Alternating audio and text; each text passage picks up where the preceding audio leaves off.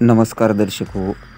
7 August 2025 गुरुवारची Ujani धरणाची update आपण पाहणार आहोत. त्या अगोदर आपण हवामान खात्याने दिलेला इशारा समजून घेणार आहोत. पुन्हा एकदा पावसाचे वारे वाहू लागल्याने पावसाचे संकेत राज्यात सर्वदूर मिळत असून सर्वदूर पाऊस होण्याच्या अपेक्षा पुन्हा एकदा वाढलेल्या आहेत. IMDने दिलेल्या इशाऱ्यानुसार मध्य महाराष्ट्र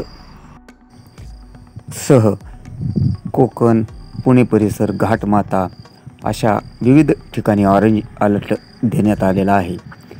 पावसाचे प्रमाण वाढू शकते असे संकेत देण्यात आले आहेत. या अगोदर 15 तारखेपर्यंत पावसाचे संकेत नसल्याचे अनेक माध्यमांनी जवळपास जाहीर केले होते.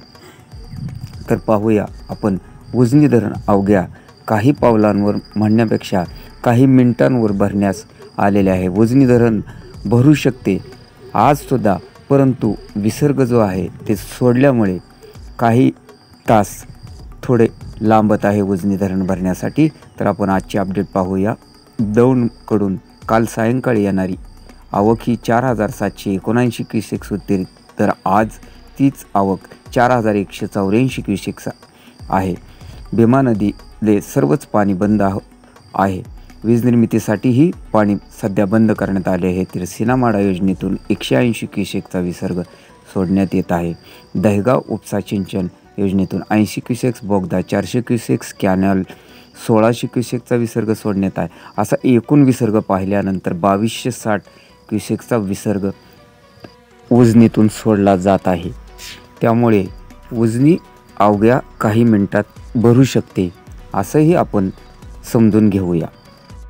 उजनी धरण स्थापनेपासून 45 वर्षे झाली असून उजनी धरण स्थापन झाल्यापासून या 45व्या वर्षामध्ये 35 वेळा हे उजनी धरण भरलेले आहे व 10 वेळा उजनी धरण भरू शकले नाही 100%, हे आपणास सूचित करू.